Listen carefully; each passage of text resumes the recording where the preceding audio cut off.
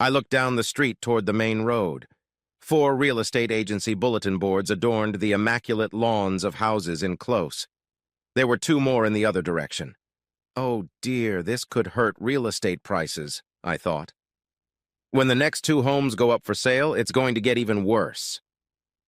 My attention was drawn to the house 3 houses down the street on the opposite side of the road. Gary and Jessica Spencer live there. They are probably the youngest couple in the neighborhood. He's a financial consultant. She's a management consultant. Both are what I would call yuppies, meaning young, easygoing professionals. Gary works from home, and Jess is often away on business. I noticed movement at the Spencer's place. I took my binoculars and looked closer. She was pulling the curtains in the bedroom. She looked good standing there in her bra and panties. She still had a great body for her age. She picked up her clothes, and he, as I watched, walked across the room to the bathroom. What did she see in him? I asked myself. He's not that big, and his body looked flabby. She stepped to her skirt, then lifted up her white blouse and ran her hands through it. As she left the room, she was still buttoning her blouse. Gary came out of the bathroom wearing only boxer briefs. I watched him buckle the belt on his jeans without bothering to put on a shirt, and I noticed his man-boobs rippling as he followed her out of the room. So what now? I wondered. Would they sit and chat over a glass of wine, or maybe a cup of coffee, or maybe he'd get right to the point? I waited another 15 minutes before there was any movement. The side gate opened and she came out. I couldn't see him, but she turned and kissed someone. Walking down the road, she turned and waved to him before crossing the road. My wife was coming home. The clatter of my boots echoed through the house as I ran down the stairs and out to take a seat in the conservatory. The side gate opened, and I heard the clomp of her heels as she walked down the concrete path. As she opened the door, she smiled, and I tried to catch the tune she hummed as she walked through the archway into the dining room. There are a lot of houses for sale in this neighborhood. I wondered why. I saw her jump up when I spoke, her hand coming up and resting on her not insignificant chest.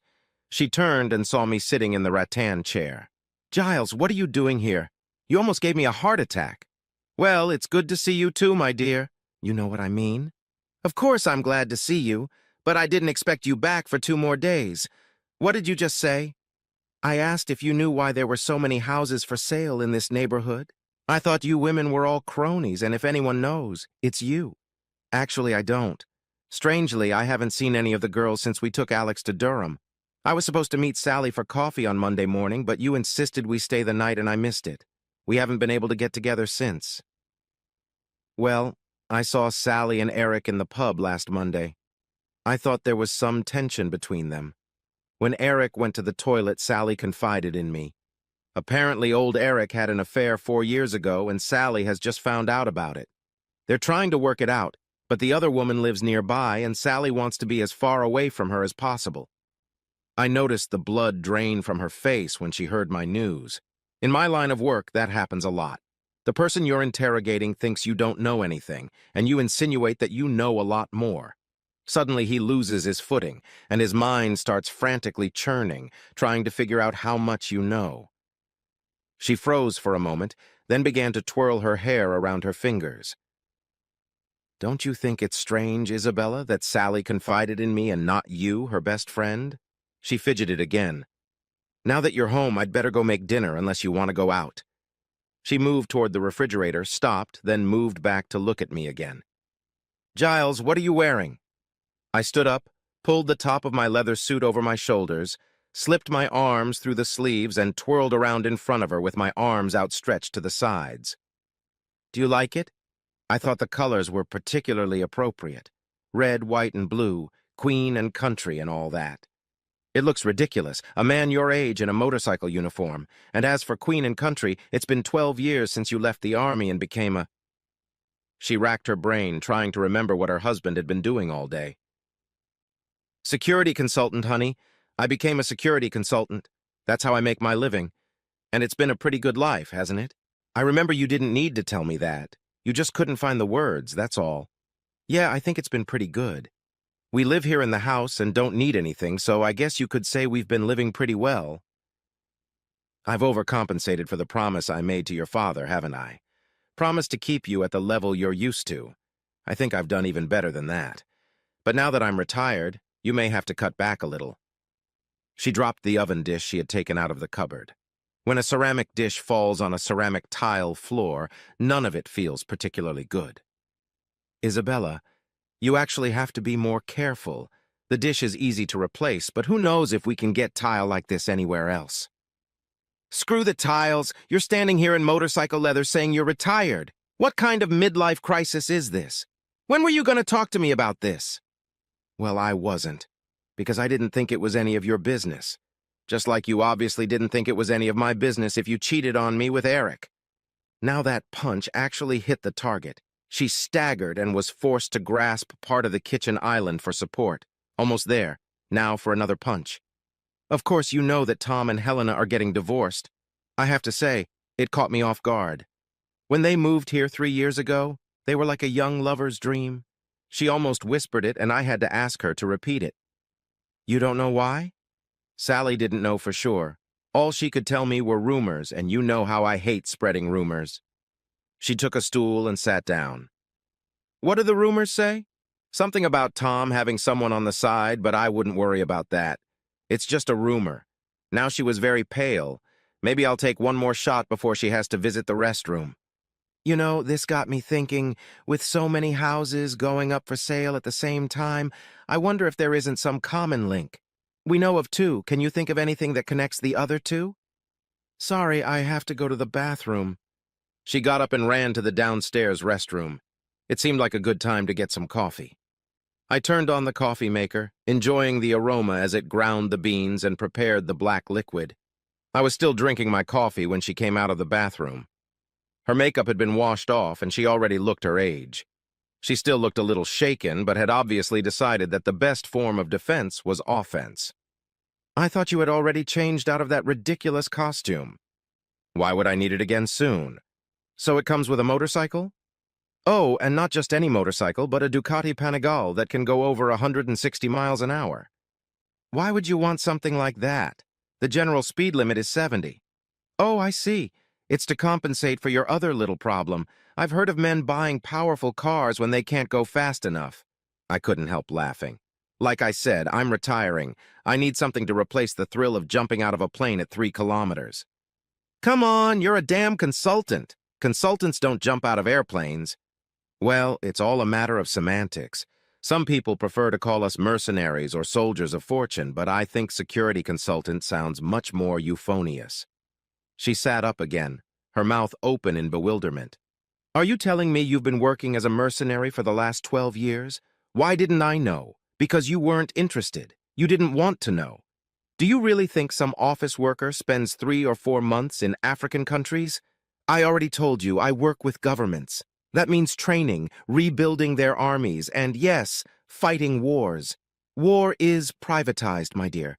Whenever a government wants to do the dirty work but doesn't want a kickback, they turn to people like me. Did you ever wonder how come some of my injuries were given to a counselor? You said they were accidents. They were. You don't think I got them on purpose, do you?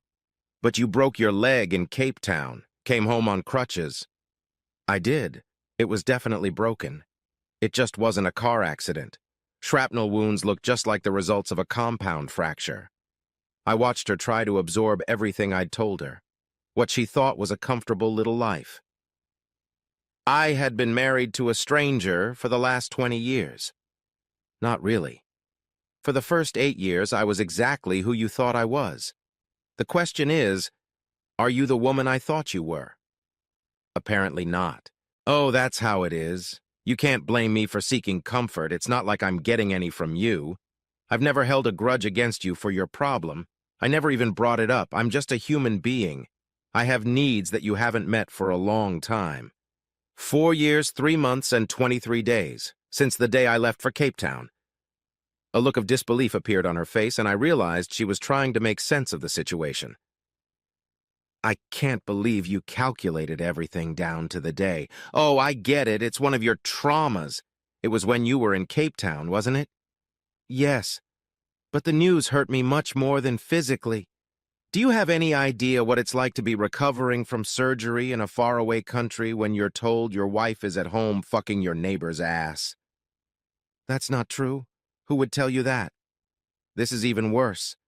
Our own daughter came home to get her iPad and found you sleeping in the bedroom with Eric.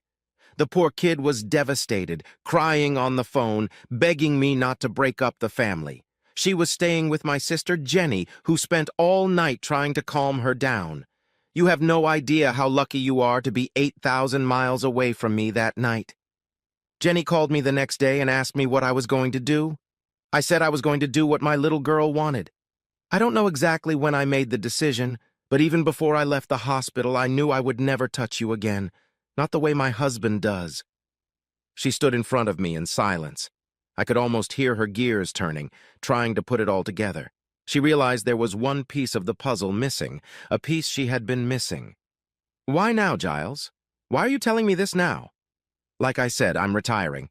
Well, retiring from active duty. I'm getting a little slow, to counteract the younger guys. It's time to tie up loose ends, and you, my dear, are one of them. No, don't, Giles. I'll stop. I only went to Eric because I was desperate. I've gotten nothing from you, but we can change. If you retire, we'll see a lot more of each other. So, Gary's just picking up my scraps? Does that include Tom, Greg, and James? Yes, of course it does. They were replacements. I would have preferred you, but you weren't here. And when you were, you weren't interested. And it never occurred to you to ask why? I thought you were in trouble, and I didn't want to embarrass you by making you talk about it. How thoughtful of you, my dear. I shall miss it. What do you mean you'll miss it? We can work this out. We'll go to counseling. I don't see how we can do that when you're here and I'm in the south of France. You can't divorce me, Giles. It would ruin you. Oh, I don't think so, but you're right, I can't divorce you. Tell me, what do you remember about our wedding? She looked into my eyes, trying to read what was behind them. We got married on a beach in Bali.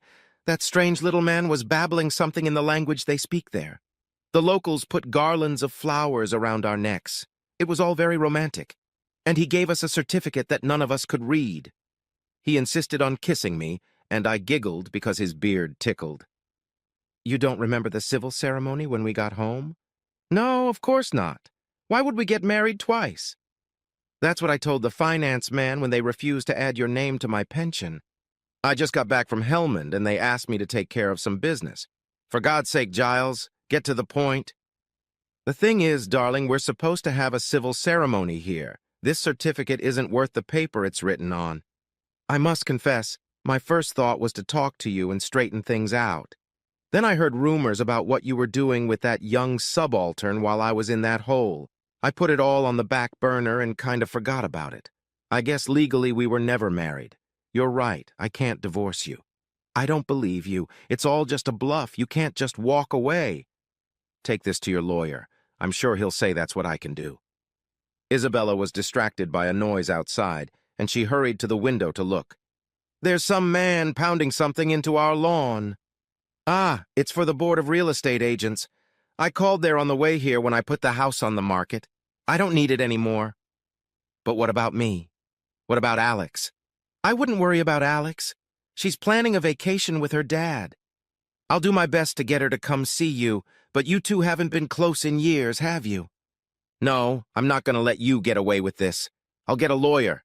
There must be something I can do. I've given you the best 20 years of my life. I should be entitled to something. Come on. You could try to get what Americans call palimony, alimony to a cohabiting partner in an unmarried relationship. But I'm not sure there's any precedent for that here. You can claim payment for being a nanny and housekeeper, but when the court sees how much you spend each month on clothes and jewelry, it may decide that you owe me. She sank back into the chair again, resting her head on her hands. I don't believe that. This isn't happening to me. Do you hate me that much? Hate you? Why would I hate you? You're the mother of my daughter. I can't hate you. Anyway, I'm doing fine without you. That got her attention. She raised her head and looked me in the eye. You mean that for the last 4 years, you? Of course, a soldier always knows where to get laid, though I have to admit it hasn't been quite like that lately. So you have another and you have the nerve to criticize me? Yeah, that's not fair of me, is it? Especially since you're the one who brought us together. Sometimes you really are too nice to me. I watched her trying to make sense of the day's events. She stretched her legs out in front of her, wrapping her arms around them. She swayed slightly and occasionally flinched. It seems that although your sensitivity prevented you from talking about my little problem with me, it didn't stop you from talking about it with your girlfriends. Jessica was particularly sympathetic. She suggested I contact various people who she thought might be able to help me. I told her I didn't have a problem, but of course I couldn't expect her to take my word for it. I had to demonstrate to her, and the demonstration was real. You know, she's actually very athletic. You're with Jessica? Now I realize you're kidding. You're almost twice her age. What would a woman like her see in someone like you? I could ask the same thing about you with Gary, since he still seems to find something attractive about you at least twice a week. Perhaps I should have apologized for that question. It's a little below the belt. She really had no idea I knew that. The pounding of the hammering outside had stopped. The real estate man had driven a stake into the ground and was attaching a listing to it. The sound of hammering was replaced by a lower rumble. "Looks like that's my motorcycle," I said, picking up my helmet and walking to the front door. The motorcycle outside stopped in the driveway. A skinny but well-built rider got off it, throwing a nicely shaped leg over the seat. When she lifted her helmet, a mop of red hair fell over her shoulders. "Scary beast, I can see why it excites you so much. I guess I should be jealous. When it comes to a thrill ride, my dear, nothing compares to you." She smiled and bit her lower lip slightly. "We're very good together, aren't we?" "Of course. Now our work here is almost done. It's time to move on to the finale." The real estate man finished with my board and started driving stakes into the Spencers' lawn. I didn't notice my wife come out behind me, but Jessica saw her and leaned to the side to look past me. "Oh, hi, Isabella. Could you do me a favor? Gary's not feeling very well. You'll look after him for me, won't you?" Isabella seemed at a loss for words, so Jessica answered for her. "Of course you will. Why wouldn't you? You've been doing it for so long you'll hardly notice the difference." I put my helmet on and started the engine. Jess jumped in behind me and we drove the short distance to the Spencer house. Gary was bickering with the guy installing the bulletin board. He was caught off guard when a motorcycle pulled into the driveway. He was even more surprised when his wife jumped off the back seat. "Be nice, Gary, and let the man do his job." "But I don't understand what's going on." "Maybe this will help," she said, pulling an envelope out of her leather jacket. "It's a letter from my lawyer informing you that I'm filing for divorce. You don't have to sell the house. You can always buy it back from me, but I don't think you have the money for that." Gary stood staring at her with his mouth open. "Don't worry, dear. Isabella has promised to look after you, so you'll hardly notice I've gone. Now be a good boy, go back inside and let the man do his job." He didn't even open the envelope, just turned and walked slowly back to the side gate. Jess buttoned up her suit, put on her helmet, and climbed in behind me. We were barely out of the gate when a voice came over the helmet's intercom. "How long does it take to get to Portsmouth?" "About an hour." "I'm not sure my ass can take that long." "Don't worry, if your ass hurts, I'll massage it all the way to France." "How long does it take to get there?" "About 7 hours." "And what are we going to do for that time?" "I booked a cabin." I felt a slap on the shoulder. "You're a very naughty boy, and I love you." When I felt her arms around my waist and her body pressed against my back, I knew this day was worth waiting for.